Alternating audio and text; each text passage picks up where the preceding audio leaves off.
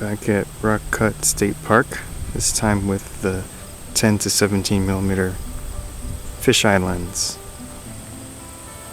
So I'm gonna walk around the park a little bit and try out the lens, take photos, lots of stuff, just get some exercise. See, it's pretty nice with the, here's 17 millimeters, go to 10 millimeters. Of course it's APS-C, so the fisheye effect isn't as pronounced as it would be on a full frame lens, full frame camera I mean. But you definitely get it enough to be fun. I'll try this path up here first. I'm going to go on a few different paths and areas than I did in the video with the 24 millimeter lens. Probably go that way afterwards. I'll try this path first. See, the recording video with fisheye is pretty interesting. Going down these paths. There's a nice look to it. Of course, with the wide angle, you don't get as much camera shake. Let's try that now. I'm going to switch to 17. See what the shake looks like. I'll switch to 10.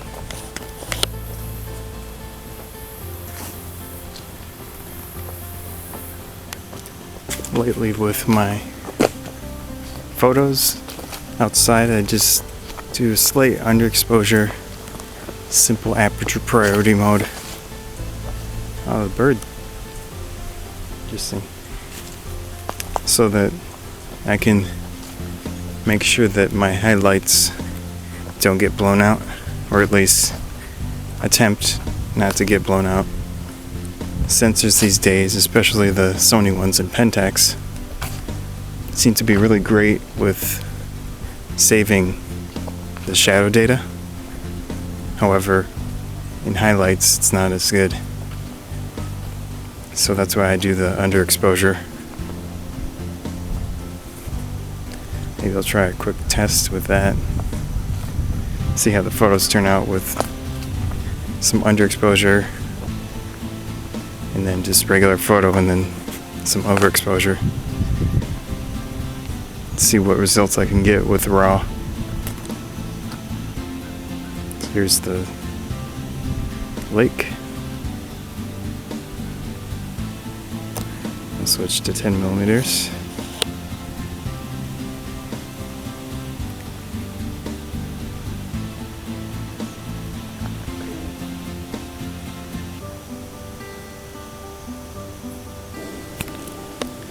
One of the negatives of the 10 to 17 is that you can't put filters on the lens. You've got the wide front element,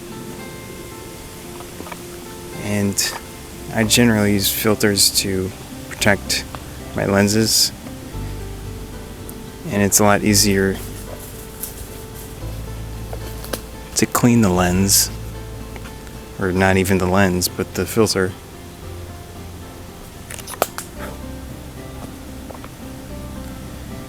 However, the Super Protect coating of Pentax is decent, and of course the fisheye has a nice coating on it. I just would prefer if it had some way to use filters, standard filters.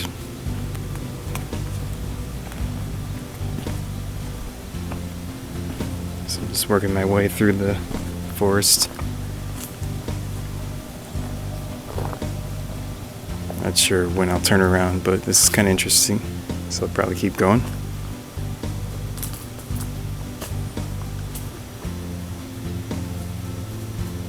Probably record more videos with the fisheye lens, so it works really nicely to get a full view. And then the camera shake isn't as bad. Actually turn the shake reduction in the K1 off, because I feel that the videos are higher quality for some reason without the shake reduction on. I think it just might be a firmware issue, programming issue. I'll have to try try it with shake reduction more in the future to see if I can get better results with it. I usually shoot in 60 frames a second.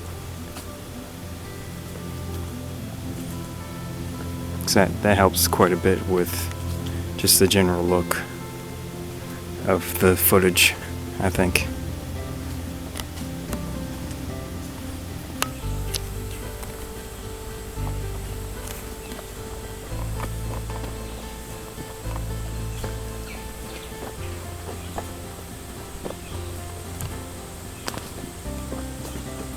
This park just has so many different little paths you can explore. It's really nice.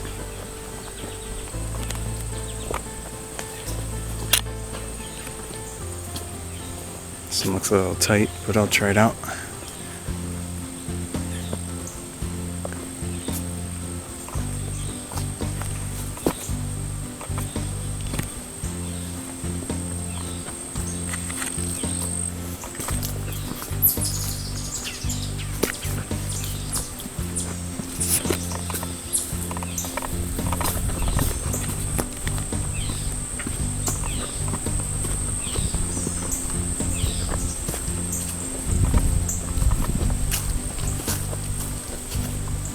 To a little camp area, picnic area actually.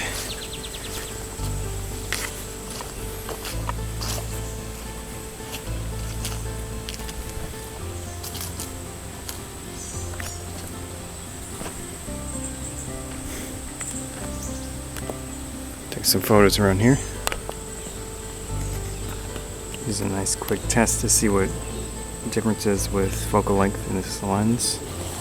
Let's go to 17 millimeters and then 10. One more time.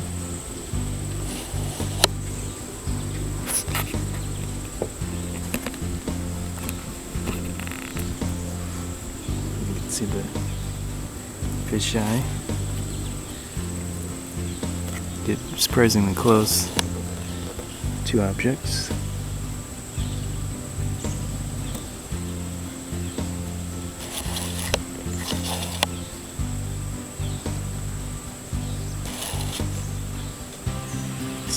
Pretty easy to hand focus this lens because there's so much depth of field naturally. Although it would be nice if the K1 had peaking in video recording mode. It has peaking before you start recording, but it turns off once you hit the record button, which is kind of stupid. This is a nice vantage point I haven't been to. We even have a bench. So you can just sit down and stare into the landscape.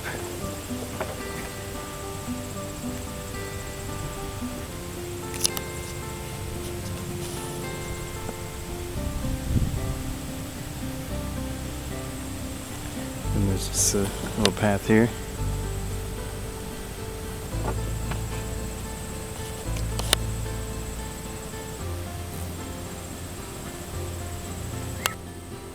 Take this path here. It's really long. Just go down a ways and see if there's anything interesting.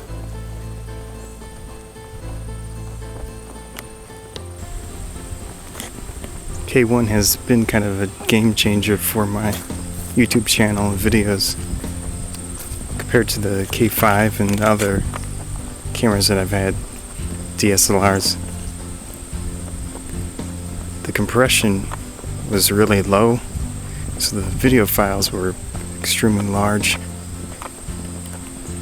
Of course, I used higher quality, high resolution, but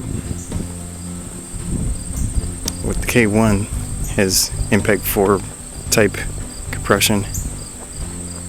It's definitely nicer. I would like the option for a really low compression format, but as it stands now, it's nice for just taking simple videos like this. mic is pretty decent as I'm using it now. I've had some issues with the mic port and getting clean audio, but that's more my problem, most likely, than anything.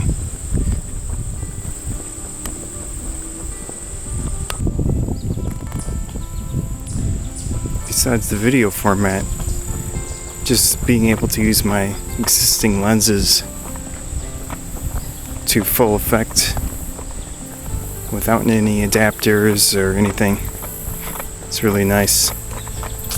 Yet I still have that video camera-like functionality. The record button is really helpful, although the one gripe is that it uses program mode. It doesn't use your settings or whatever you've had.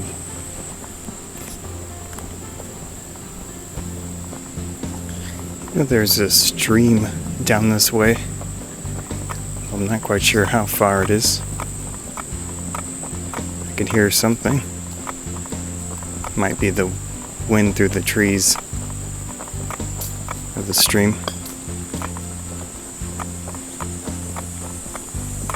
I'm gonna at least go that far to take some photos.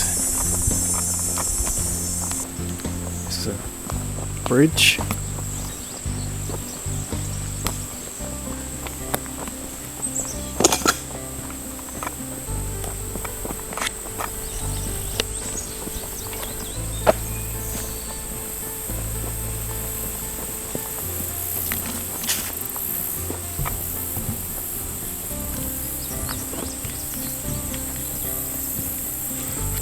Not too much water down there.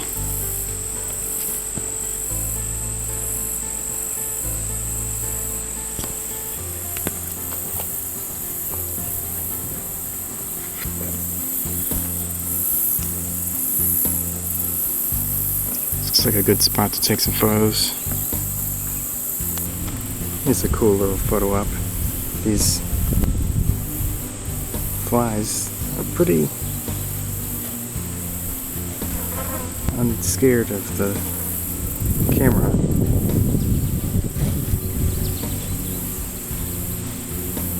So I can get close to them.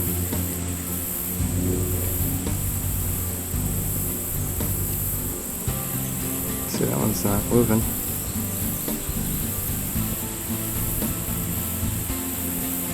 Probably looking at the reflection in my lens from the front element.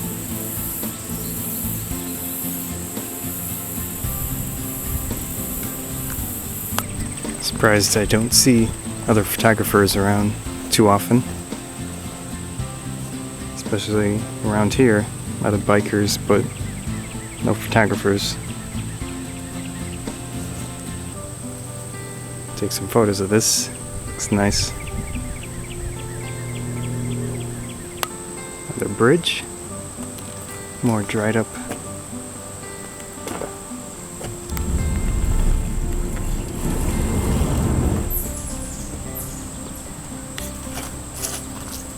More dried up pond bed, stream bud.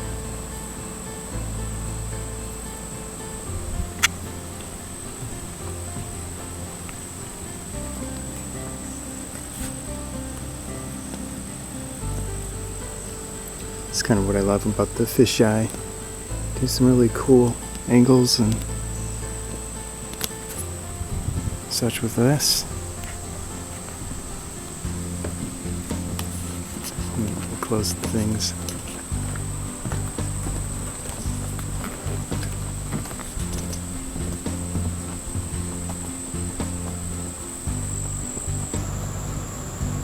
Here is the park itself. Right here. I walked this entire length. I think the stream is around here, so it must be covered in brush. But you can see it's very large park. There is Pierce Lake. A lot of photos of that one from the last video and this one. There's also Olson Lake, which is used for swimming, I believe. People can swim in that one. Bad idea to swim in this one. Lots of different areas I should check out in the future. Or recheck out.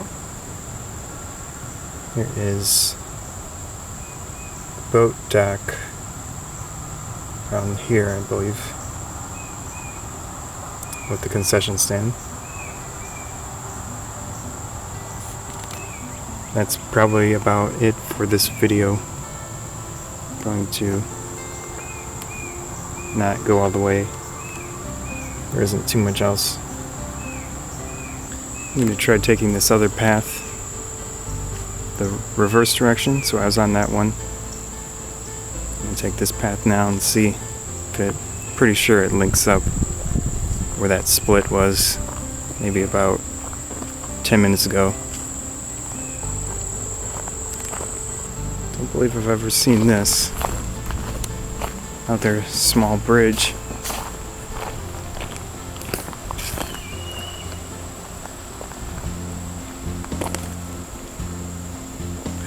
Looks kind of interesting.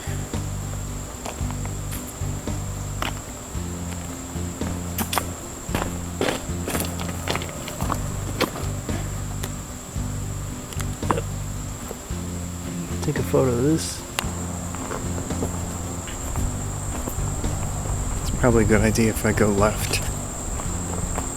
See if I can get back from there.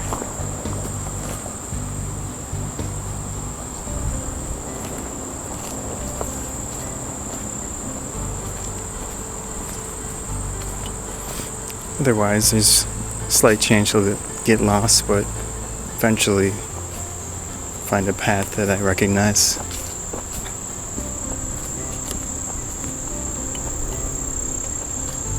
Oh, that's interesting.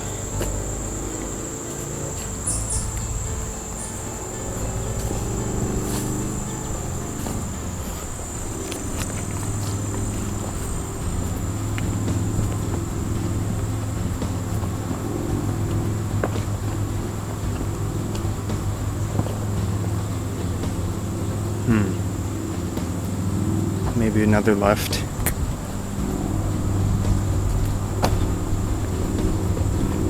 Try to pick up the pace a little bit.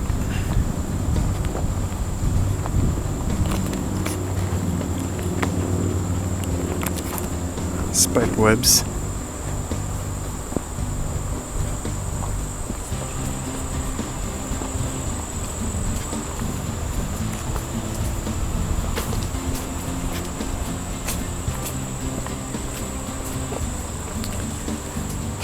Okay.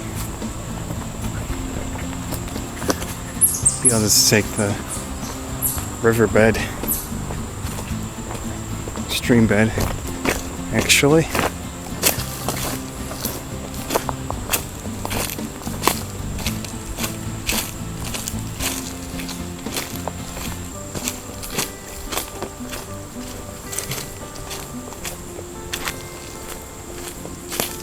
Sand makes it a little difficult to walk through.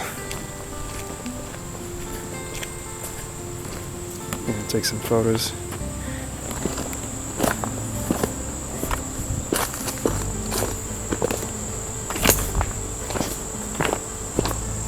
Hopefully this works out. I've never tried this before. Marks are getting larger.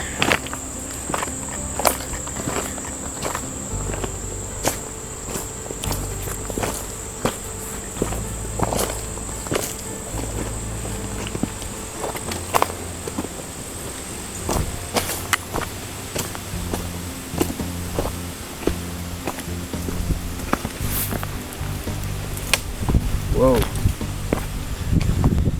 Didn't expect that one to dip down.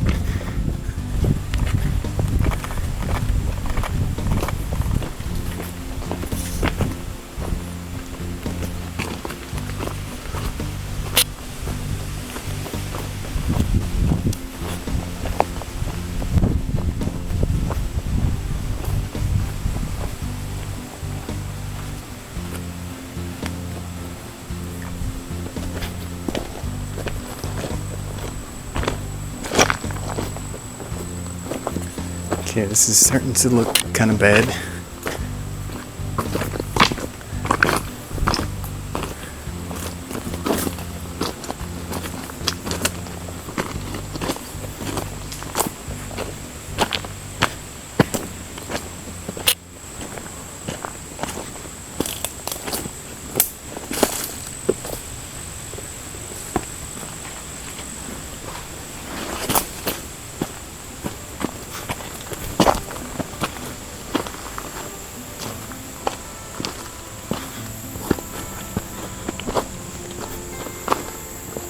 Oh.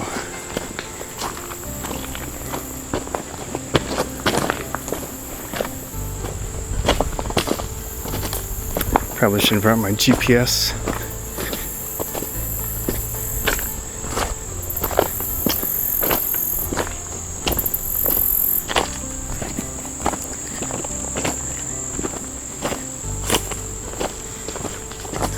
If I use all this footage, this could be one of my longest videos yet. Trials and tribulations of walking through a stream bed.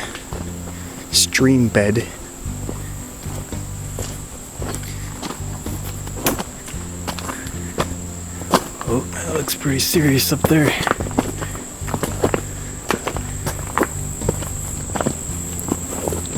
Try to keep the camera rolling.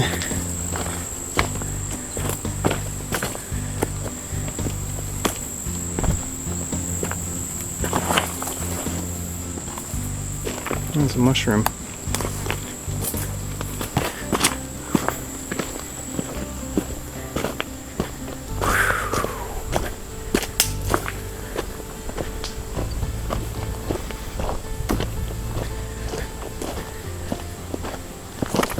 Whoops. Almost slipped there. Okay, that looks bad. I'll keep going. I really don't see any paths to get out, except maybe up there.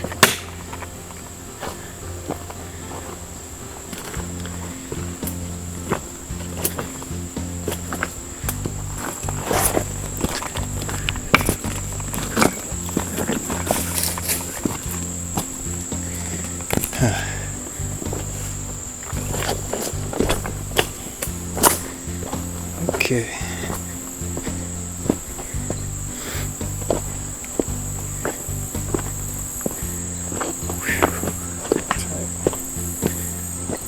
Oh, look at that. One of the bridges. So I should be able to get up there.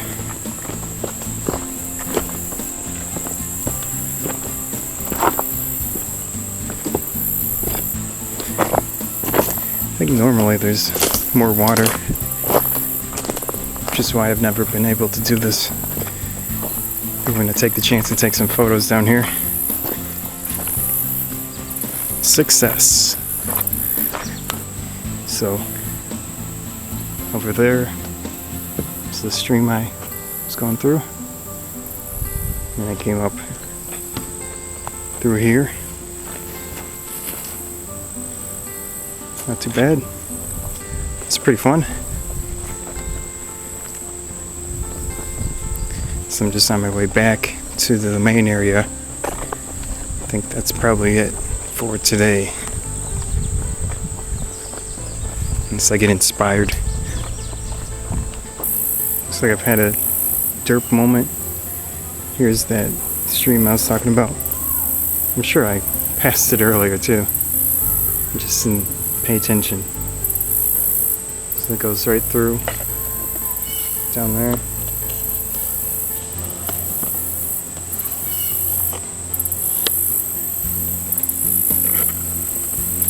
Easily just go down, take some photos.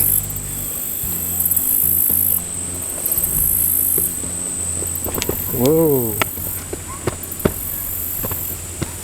think I'll just go this far.